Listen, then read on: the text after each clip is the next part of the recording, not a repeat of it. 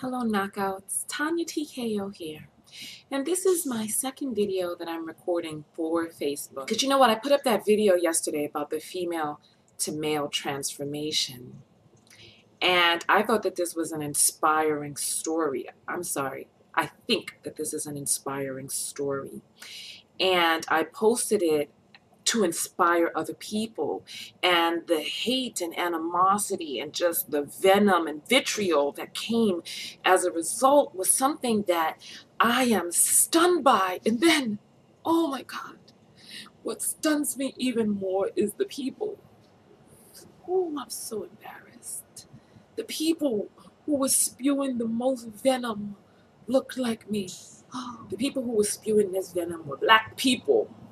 And if that's not irony in and of itself, I feel like I've been living in some sort of dream world where I thought we loved one another, where I thought that religion was instrumental in providing a social construct which was necessary for people to have governing guidelines that kept them within the realms of love, with practices and doctrines that would help lead them in the direction of what would keep them along the lines of the commandments and the other things that are written in the Bible. But oh, was I shocked by what I saw.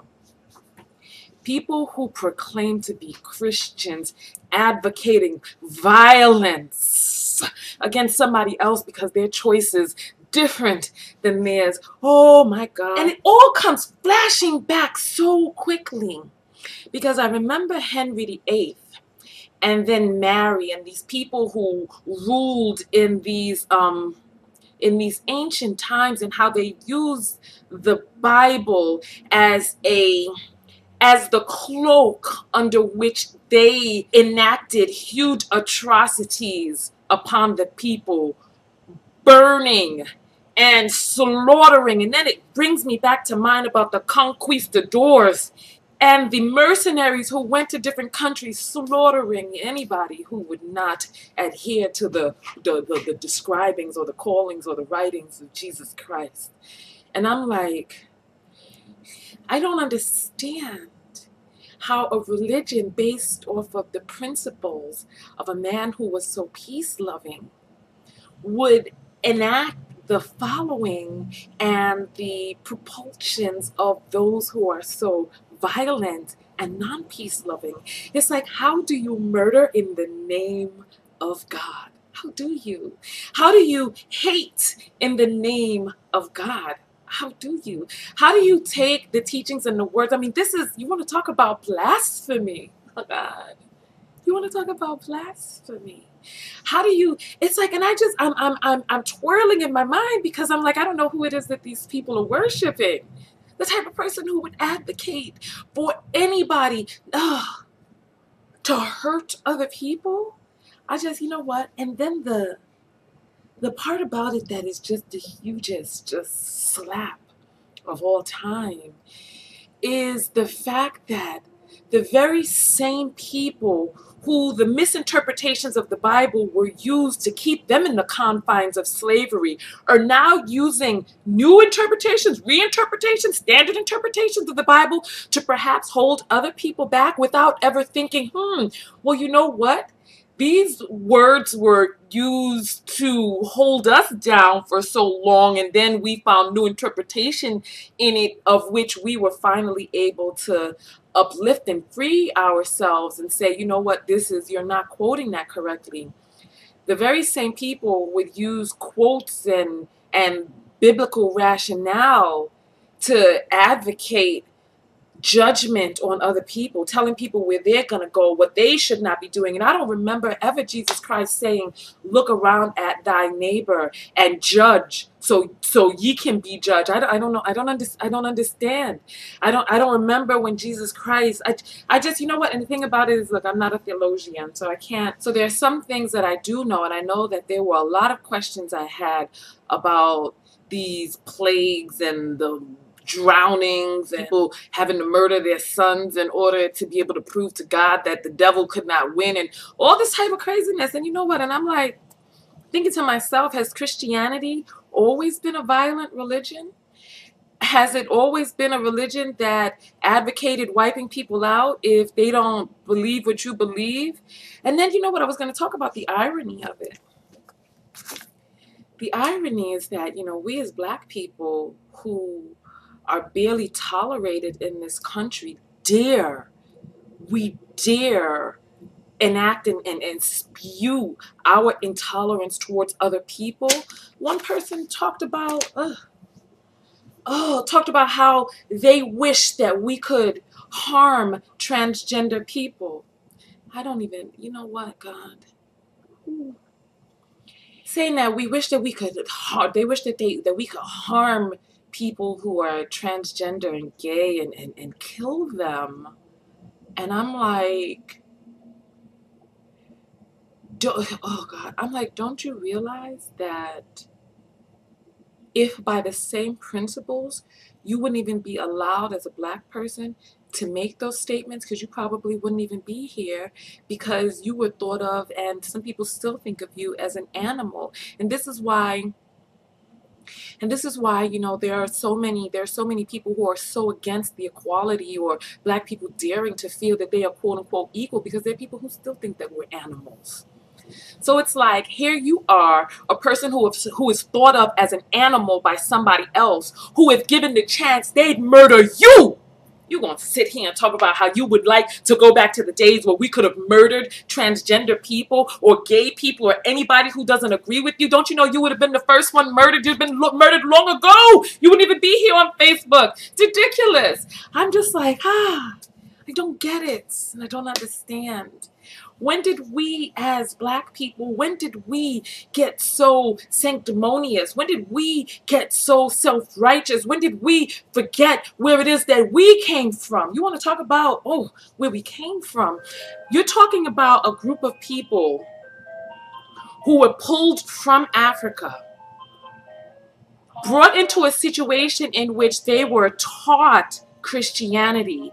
Now you're using Christian doctrine to be able to spew animosity towards other people. And I'm confused. What would you as a Black person believe in if you had not been taught Christianity? Would it be Islam? Buddhism? What would it be? I think that, there are so many different ideologies that are specifically geared and centered on particular dogma and doctrine and variances between the two, that we don't realize that it all has to come back down to love. No matter what it is, no matter under what religious construct you worship, it has to come back. The lowest common denominator must be love.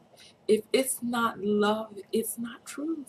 How do you know that you're worshiping in the right religion? People ask that all the time. And you have to ask yourself, does it lead back to love? Does this idea, does this feeling, does this scripture, does this doctrine lead back to the mass, global, full, wide open acceptance of love? Does it? I mean, I don't care whether you follow a major religion or a cult. Speaking of which, I mean, Christianity was a cult for, how long was Christianity a cult before it started taking on? Long after Jesus, Mary, and all of them. Because when I was in the Middle East, I went to Ephesus, where, Ephesians in the Bible was written about. I was in Ephesus. And when I was in Ephesus, I learned how Mary and John the Baptist, how they were traveling around from country to country trying to get people to pay attention to the doctrines of Jesus and talking about who Jesus was, because people did not know who he was. And the few who began to follow, they were considered to have been in a cult. So I don't care whether you believe in a major religion or a cult.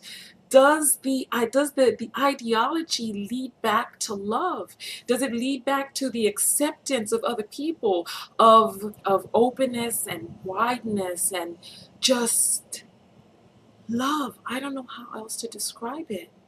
Not harming other people, opening your heart, being understanding that there are different people here on earth and that no one is perfect, not them and not us. While we're talking about what this other person's trial and tribulation is, we turn away from what our trial or tribulation is. So does your religion lead back to love? You know, because as long as people are oppressed, people are still oppressed.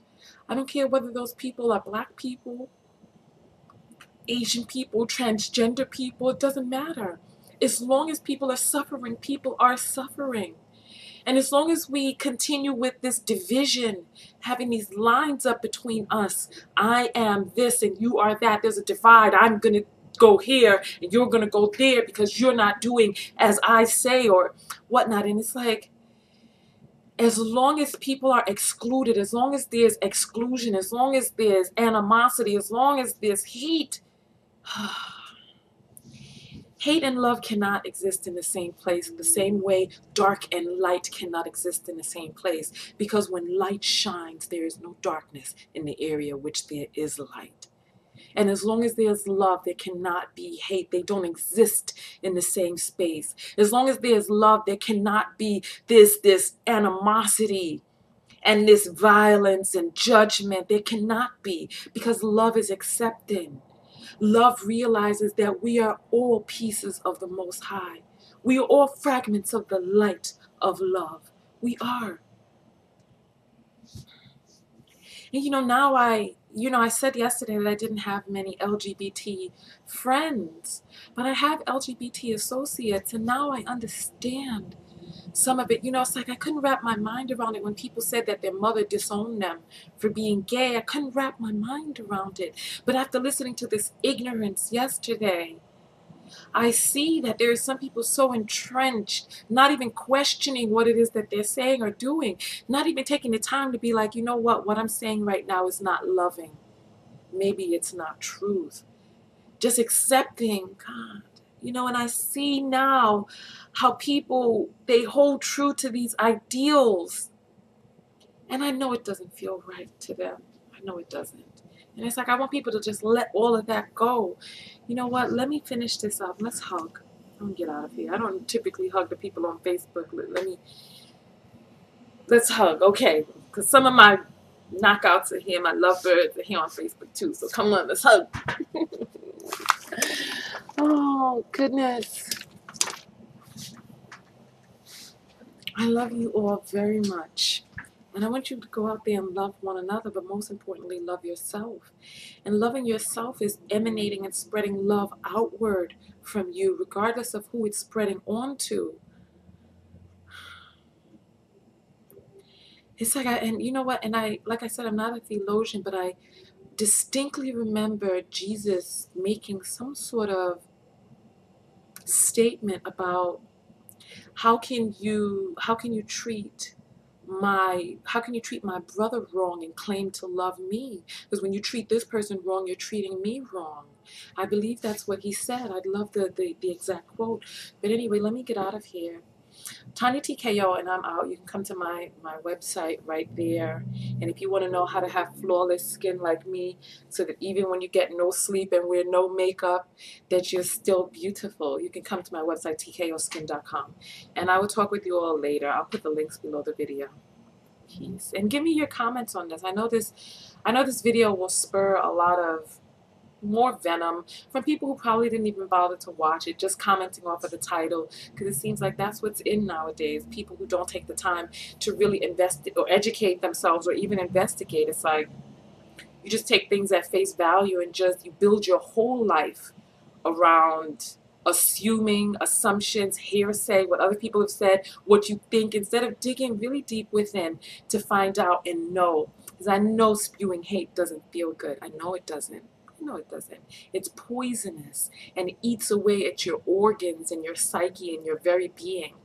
And when all is said and done, we're in the afterlife, the amount of hate and hatred that you spread around is not going to be what helps to get your soul ascended. I could go on and on, but let me get out of here. Tanya TK on, I'm out. Peace.